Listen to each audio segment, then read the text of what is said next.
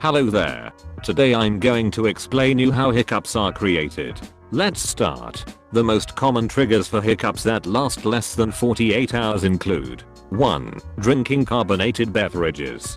2. Drinking too much alcohol. 3. Eating too much. 4. Excitement or emotional stress. 5. Sudden temperature changes. 6. Swallowing air with chewing gum. Home remedies or ways to get rid of hiccups include holding your breath, drinking a glass of water quickly, biting on a lemon, gargling with water, and using smelling salts.